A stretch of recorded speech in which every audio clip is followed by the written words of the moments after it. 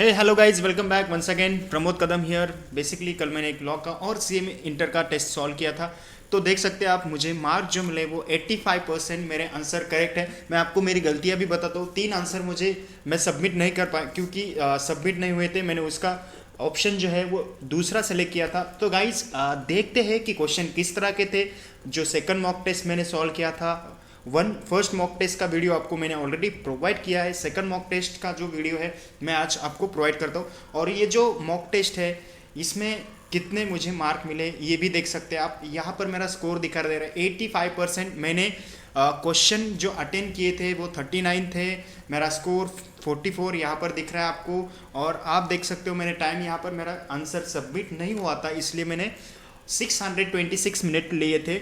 Basically answer submit नहीं हुआ इसलिए ये टाइम लगा था। चलो फटाफट वन बाय वन आंसर देख लेते हैं। क्वेश्चन पेपर कैसा था और मैंने आंसर उसको किस तरह से किए। चलो आंसर सीट देखते हैं वन बाय वन।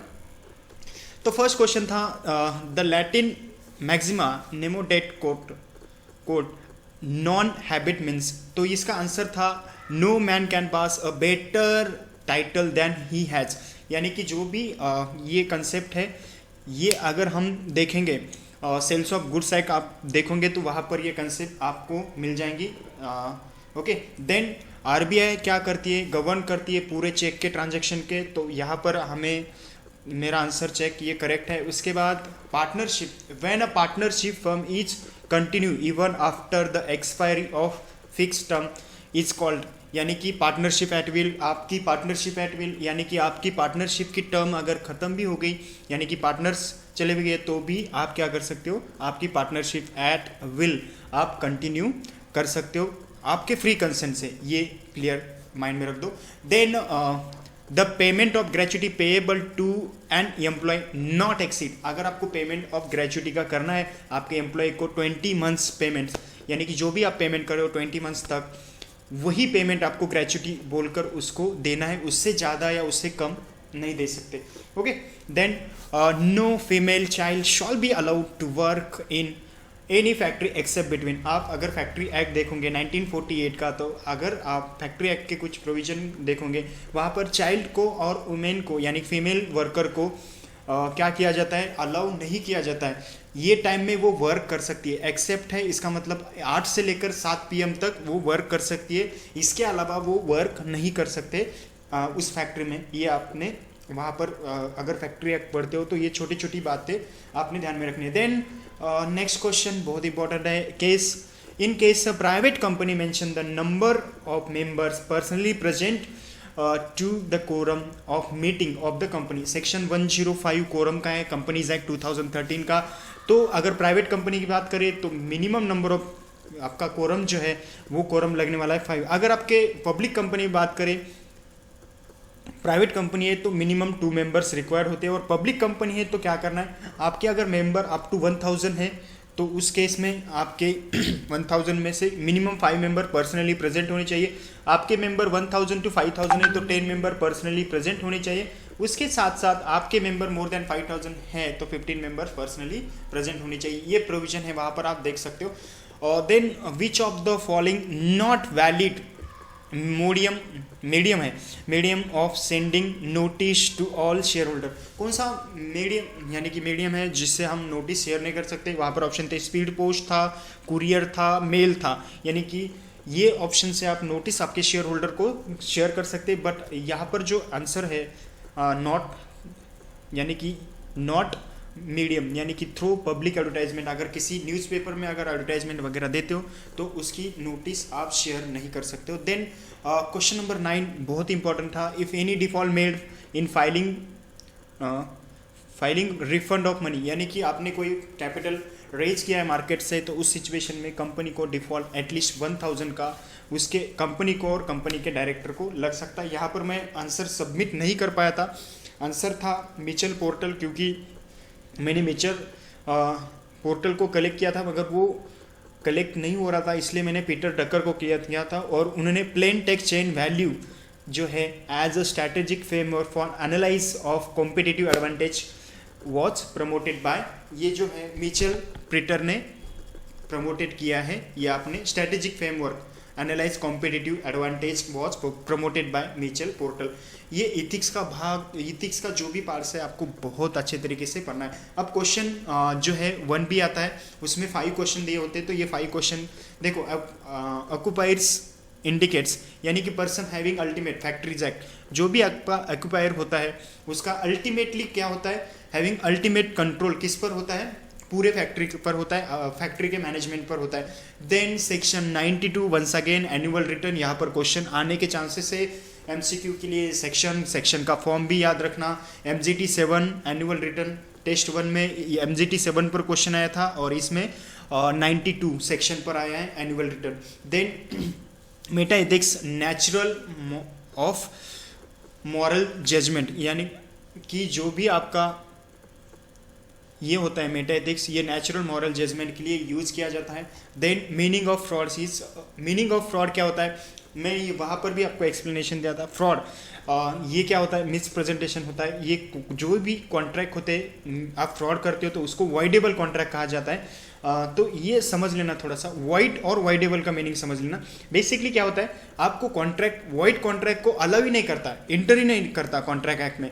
आपकी एग्रीमेंट ही वाइड होती है तो कॉन्ट्रैक्ट नहीं बनता। बट ये क्या होता है, एग्रीमेंट वैलिड होती है, आपका कंसिडरेशन वगैरह सब प्रॉपर होता है, मगर आप कुछ ऐसी गलती करते हो जिसके वजह से क्या होता है, वो कॉन्ट्रैक्ट जो है वॉइडेबल बन जाता है, आपकी एग्रीमेंट वॉइडेबल बन जाती है। तो ये फ्रॉड भी मिसप्रेजेंटेशन और वॉइडेबल का ये है। यहाँ पर मैं क्वेश्चन पढ़ता हूँ। Meaning of fraud is a purchase of goods from yes he has no intention paying to it, यानी कि आपको उससे पे नहीं करना है, फ्रॉड ही कर रहे हो ना यार, उसका पेमेंट नहीं दे रहे हो। अब सिग्निफिकेंट इन्फ्लुएंस, ये सिग्निफिकेंट इन्फ्लुएंस क्या होता है, कोई भी कंपनी दूसरे कंपनी में अगर शेयर होल्ड करती है तो उस सिचुएशन में 3-4 टाइप्स होते हैं। एक तो सब्सिडी होल्डिंग रिलेशन होता है, एक इन्वेस्टमेंट कंपनी होती है, और ये सिग्निफिकेंट इन्फ्लुएंस। अगर कोई भी कंपनी दूसरे कंपनी में control at least 20% total share capital करती है तो उस सिचुएशन में उसको सिग्निफिकेंट इन्फ्लुएंस कहा जाता है। ये टोटल का मतलब आपका कौन सा कैपिटल आता है, आपका इक्विटी शेयर कैपिटल आता है पेड अप, उसके साथ प्रेफरेंस शेयर कैपिटल भी आता है, ये आपने ध्यान में रखना है। नहीं तो आप टोटल इक्विटी मत समझ लेना। टोटल शेयर कैपिटल मतलब टोटल जितना भी कंपनी को पे मिल रहा है कैपिटल, प्रेफरेंस से मिल रहा है, डेरिवेटिव्स डिफरेंशियल वोटिंग राइट से मिला, ये सारा यहाँ पर कवर किया जाता है। And agreement which is enforceable is void, यानी कि जो एग्रीमेंट है which is enforceable is void, कौन सी एग्रीमेंट है, ये स्टेटमेंट है। यानी कि कुछ भी आपको ऐसा कोई भी इवेंट है आपने कर नहीं पाते तो उसको क्या कहा जाता है, वॉइड, वो कॉन्ट्रैक्ट में एंट्री नहीं होती। ये सिंपल आपने ध्यान में रखना। Case of exclusion of partners, the provision of retire partners will be applicable to such expelled partner, यानी कि द स्टेटमेंट इज ट्रू, यानी कि आपका exclusion of partners, in case exclusion of partners हो रहा है तो provision retire partners will be applicable such exclusion of partner. अगर आपके किसी भी पार्टनर्स को लगता है कि यार अब मुझे यहाँ पर एक्सक्लूजन हो रहा है मेरा, तो उस सिचुएशन में वो रिटायरमेंट ले सकता है। यहाँ पर मैं डिस्कस इन डिटेल करूँगा, पहला मेरा फोकस क्या है, MCQ किस तरह से आने वाले और उस तरह से मैं आपको ट्रेन करूँगा कमिंग डेज में। Sickness benefit is paid up to maximum day of 60 days in a year, यानी कि जो 60 क्या होता है बोलते हो, सिकनेस बेनिफिट, ये जो सिकनेस बेनिफिट होता है ये मैक्सिमम 60 डेज नहीं है, इसको 30 डेज दिया जाता है। एक बार आप रेफर कर सकते हो state insurance act. A director in whole time employment of company is called whole time director. जो भी आपका डायरेक्टर होता है, ये स्टेटमेंट ट्रू है, उसको होल टाइम डायरेक्टर है तो उसको एम्प्लॉय ऑफ द कंपनी ही कंसिडर किया जाता है। कंट्रीब्यूशन, यहाँ पर contribution to pension scheme is receivable when employees crosses 58 years of age. ये स्टेटमेंट फॉल्स है क्योंकि ऐसा कोई प्रोविजन ही नहीं है एक्ट में कंट्रीब्यूशन की। Then choose the correct answer from the given alternative, 4 alternative में आपको आंसर देना था। यहाँ पर when consent is caused by dash the agreement is voidable at the option of party whose consent was so caused। ये जो होती है ऐसे एग्रीमेंट voidable होती है तो इसका सीधा मीनिंग होता है undue इन्फ्लुएंस या फ्रॉड, वहाँ पर मिसप्रेजेंटेशन, ऐसे उसके बहुत से टाइप्स है। तो ये क्या होता है, ये undue इन्फ्लुएंस का केस है। ऑल पेमेंट्स ऑफ देखो मैं पढ़ रहा हूँ, all payments of wages shawl be made on a working day जो भी है ये पेमेंट्स कहाँ पे किया जाता है, वर्किंग डे में किया जाता है। Then whenever a company makes any allotment of security, it shall file a return of allotment with the registrar within that dash day। कब फाइल करना पड़ता है, देखो यार कौन सी भी फाइलिंग हो आपकी कंपनी की, वो आपको 30 डेज में आपको कंपनी के साथ करना है। कुछ भी करो आप 30 डेज में करना है। बस एक केस में 20 डेज है, अगर आप नेम चेंज कर रहे हो कंपनी का तो उस सिचुएशन में आपको 20 डेज की फाइलिंग कंपलसरी है, ये ध्यान में रखना है। बाकी सभी जगह पर आपको कम आरओसी को इंटीमेशन देना है 30 डेज में, ये पक्का याद रखना आपने। अगर इस पर 100% एक एमसीक्यू आने वाला है और आपको ये ध्यान में रखना है। Then the application for purpose of alternation of article is to be file in form number.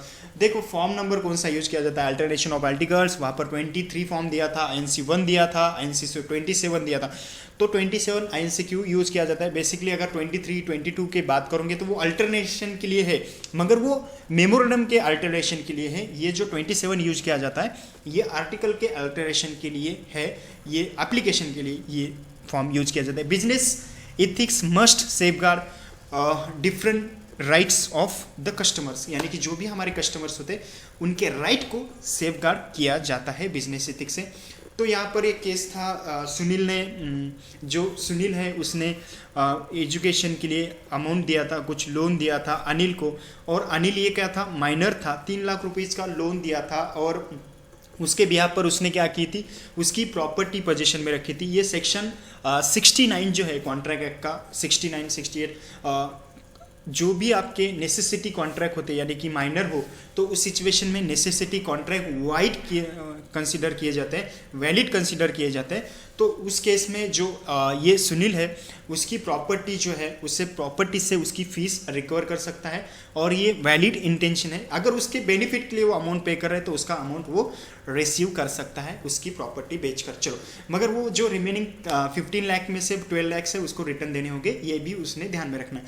Okay, which of the following is are essential elements of contract of bailments, all of the above। ये question बहुत easy था, इसमें कोई confusion नहीं। ये again मेरे से गलती हुई है, यहाँ पर मैं थोड़ा सा कंफ्यूज हो गया था। which of the following not feature of agreement of sales, जो था it is right to buyers मैंने सेलेक्ट किया था, against the seller to sue for damage, ये इसका फीचर है, बट इसका फीचर नहीं था sales take place for existing and specific goods, ये नहीं था इसका फीचर्स। तो ये आंसर मेरा गलत था, एक ही आंसर मेरे से गलती हो गया था। ये आंसर आप देख सकते हो पूरे एमसीक्यू में मेरा आंसर करेक्ट है। Then agreement is combination of, agreement जो होता है कॉम्बिनेशन किसका होता है, agreement and enforceability of law. जो एग्रीमेंट होती है वो इन्फोर्सिबिलिटी ऑफ लॉ होता है, और उसके साथ साथ हमारा कॉन्ट्रैक्ट बनता है। Then choose the correct answer from the given 4 alternatives, हमें 4 अल्टरनेटिव्स दिए थे वहाँ पर, तो उससे ये क्या था, ये ट्रांजेक्शन के प्रोविजन समझो। अगर किसी को आप गुड्स बेच रहे हो और गुड्स बेच रहे हो तो वो आपको पता चलता है कि वो पर्सन क्या हो गया, उसको गुड्स तो डिलीवर कर दिए मगर उसको गुड्स कोई रिसीव नहीं हुए, तो उस सिचुएशन में क्या होता है, हमारे को सेल्स ऑफ गुड्स राइट देता है कि आप गुड्स इन ट्रांजिट है, यानी कि रास्ते में ही है, तो आप क्या करो, उस गुड्स को डिलीवर उसको मत करो अगर वो इंसॉल्वेंट है या आपके पैसे नहीं देना चाहते। तो यहाँ पर जो आंसर लिखा था मैंने, जो यहाँ पर 400 गुड्स थे, डायरेक्टली हिमांद्री ने 200 गुड्स उसको सेंड किए थे, जो राहुल था लॉरी से, और 200 गुड्स उसको रेल से सेल किए थे। बट जो 200 गुड्स उसको ऑलरेडी उसको मिल चुके थे, और उसके बाद राहुल ने बोला था, कोर्ट ने ऐसा बोला था कि राहुल इंसॉल्वेंट हो गया है। तो इस केस में हिमांद्री ने इमीडिएटली एक्शन लेना, यार लॉस क्यों कर रहे हो आप आपका, तो Himadri has right to stopping the 200 kg send by railway in transit, ऐसा आपने इमीडिएटली है। थोड़ा सा लॉ को पढ़ते समय क्रिएटिविटी लाओ थोड़ी सी, ताकि आपको क्या लगे, आपको ऐसा लगना चाहिए कि यार मैं गुड सेल कर रहा हूँ, मेरे को लॉस हो रहा है, तो उस सिचुएशन में मेरे को लॉ क्या बोलता है, मैं क्या कर सकता हूँ। वहाँ पर आपके खुद के बिजनेस के लिए वो यूज़ करोगे ना, तो आपको बहुत बेनिफिट होगा। Which of the following not basic feature of national pension system as a contain in pension fund regulatory and development authority act. ये थोड़ा सा गलती हो गया था, मैंने ये विड्रॉल नॉट एक्सीडिंग 20, ये उसका बेसिकली इसका मेन ये है कि आप 20%, यहाँ पर भी एमसीक्यू आ सकता है, ये इंपॉर्टेंट है, इसमें एक ही पॉइंट में इंपॉर्टेंट है। तो आप विड्रॉल कर सकते हैं नॉट एक्सीडिंग 20% ऑफ कंट्रीब्यूशन ये मैंने सेलेक्ट नहीं हो रहा था। अगेन गाइज मैं बोल रहा हूँ, मैं इसका सेलेक्ट नहीं हो रहा था इसलिए मैंने वो ऑप्शन सेलेक्ट किया था, बट स्टिल इसका जो आंसर है 25% है, तो इसके लिए नॉट है। इसलिए आपको ये ध्यान में रखना है कि ये नॉट अ बेसिक फीचर्स, यानी कि अगर आपको विड्रॉल करना है तो आप कितना कर सकते हो, नॉट एक्सीडिंग 25% या 20% दिया है, इसलिए ये इनकरेक्ट है। उसके बाद देखो X and Y agree to divide profit of business is in equal but the loss if any to be borne by X only partnership agreement is, ये मैंने वॉइड किया था, वो लॉफुल है। ये मेरा अगेन एक जो है एमसीक्यू गर्ल इनकरेक्ट है। देन अगेन दीपक एम्प्लॉइज कॉफ़ी स्टेट, अगर कोई यहाँ पर मैं एक्सप्लेनेशन देता हूँ इसका, अगर आप एम्प्लॉय हो और आप एम्प्लॉय एज अ वर्क कर रहे हो सीजनल इस्टेब्लिशमेंट में, तो आपको ग्रेचुटी किस तरह से मिलेगी। आपकी एम्प्लॉय आपकी जो फैक्ट्री है सब जो 80 डेज 180 डेज या 120 डेज चलती है, तो उस सिचुएशन में आपको ग्रेचुटी एक्ट बोलता है कि यार भैया आपको ग्रेचुटी मिलेंगी, बट उस सिचुएशन में आपको क्या करना पड़ेगा, एटलीस्ट 90 डेज आपको वर्क करना पड़ेगा, या उससे मोर भी आप वर्क करोगे तो भी चलेगा। तो इसका आंसर जो है वो आंसर रहेगा, तीनों भी आंसर रहेंगे। देखो, he had work for 90 days, he had work for more then 90 days, he had work for 100 days, तो ये आंसर आपके रहने वाले हैं, ये आपने ध्यान में रखना है। Then if the share holder not less than, देखो कंपनी एक्ट का क्वेश्चन है, आपको अगर राइट आपके कोई अफेक्ट होते तो उस सिचुएशन में आप अप्लाई कर सकते हो ट्रिब्यूनल से, तो उस सिचुएशन में आपको minimum 10% of issue share capital होनी चाहिए, उसकी कंसेंट होनी चाहिए। उसके साथ साथ अगर आप दूसरा प्रोविजन देखो तो 1/10 ऑफ टोटल शेयर मेंबर्स, यानी कि आपके 100 मेंबर हैं तो 1/10 मेंबर ने अप्लाई करना चाहिए, तो इसका आंसर आप पढ़ सकते हो 10% ऑफ इशूड शेयर कैपिटल है। Then company shall not issue equity shares for more than %% existing paid up share capital in year. अगर कोई कंपनी है तो वो कितना इशू कर सकती है पेड अप शेयर कैपिटल, आपकी कंपनी 15% तक ही paid up share capital issue कर सकती है, उससे ज़्यादा वो इशू नहीं कर सकती है। अगर कंपनी के होल लाइफ में इशू करना है तो वो 25% paid up share capital existing paid up share capital के कर सकती है। एक ईयर के लिए लिमिट कितनी है आपके 15%, ये आपने ध्यान में रखना। यहाँ पर मेरा आंसर अगेन सबमिट नहीं हुआ था। 2/3 है रोटेशन एज पर सेक्शन 152 सेक्शन 6 सब सेक्शन में, तो ये 2/3 है। मैंने 1/3 सेलेक्ट किया था, बट 1/3 अपॉइंट होते हैं और 2/3 रोटेशन होता है वहाँ पर। तो गाइज ये थे आपके क्वेश्चन, और इसमें कुछ क्वेश्चन और हैं। यहाँ पर आपको पेमेंट ऑफ वेजेस एक्ट 1936 ये है, इसके प्रोविजन पेमेंट ऑफ एक्ट के आपको सेक्शन 4(2) ये बोलता है कि आप जो भी वेजेस देने वाले हो, no wages can be exceed 1 month, so company would be advise accordingly, यानी कि आपको वेजेस पेड होना चाहिए, वो कितना होना चाहिए पेमेंट का, वो होना चाहिए 30 डेज, उससे ज़्यादा आप क्या नहीं कर सकते, एक्सटेंड नहीं कर सकते। अब दूसरी बात और एक इम्पॉर्टेंट यहाँ पर क्वेश्चन आया है, और in case factories act bonus issue, bonus का क्वेश्चन है। In case employee who has not completed, अगर कोई एम्प्लॉय हो वो वर्क कर रहा है एज एज उसकी 15 ईयर्स, तो उस सिचुएशन में वो एम्प्लॉय क्या कर सकता है, 60 और 8.33 सैलरी और वेजेस पीछे और इज हाइयर, वो क्या कर सकता है, कलेक्ट कर सकता है, ये आपने ध्यान में ना। नेमो डेट कोटा नॉन habit means no can give whose does not himself process, ये एक लैटिन टर्म है। ये लैटिन टर्म में एक वीडियो में पूरी डिस्कस करूँगा, यहाँ पर आप देख सकते हो। ऑक्यूपायर मीन्स कौन सा पर्सन, ऑक्यूपायर मीन्स जो पर्सन होता है वो क्या होता है, उसका ultimate control over the affairs of the factory, उसको हम ऑक्यूपायर कहते हैं। डिस्क्रिप्शन क्वेश्चन नॉट इवेल्युएटेड, यानी कि मेरा ये क्वेश्चन पेपर आप देख सकते हो, ये मैंने कंप्लीट कर दिया है। सो गाइज आई होप मैंने जो क्वेश्चन डिस्कस किए आपसे वो आपको समझ में आए होंगे, और आंसर भी मैंने डिस्कस किए। सो गाइज ऐसे वीडियो देखने के लिए मेरे साथ बने रहें। मैं आपसे यही एक्सपेक्टेड करूँगा कि आप जितनी स्टडी कर रहे हो इन डिटेल में करो, और जितना आपको लगे उतना डाउट्स सॉल्व करते रहो। गाइज टाइम बहुत कम बचा है और हमें बहुत सारे सब्जेक्ट पढ़ने हैं, और दूसरी चीज़ ये भी ध्यान में रखना है, टाइम ये बाद में नहीं आने वाला है। ये वीडियो मैं आपके लिए रिकॉर्ड कर रहा हूँ रात को 3:05 को। सो गाइज प्लीज़ आप भी सीरियसली लो इस चीज़ को, और आपके करियर के लिए आप बहुत ज़्यादा मेहनत करो, आपका करियर ही अल्टीमेटली बन रहा है। सो बेसिकली मैं यही कहूँगा कि आप स्टडी करो, मैं मेरा काम करता हूँ। चलो guys, take care, bye bye, good night.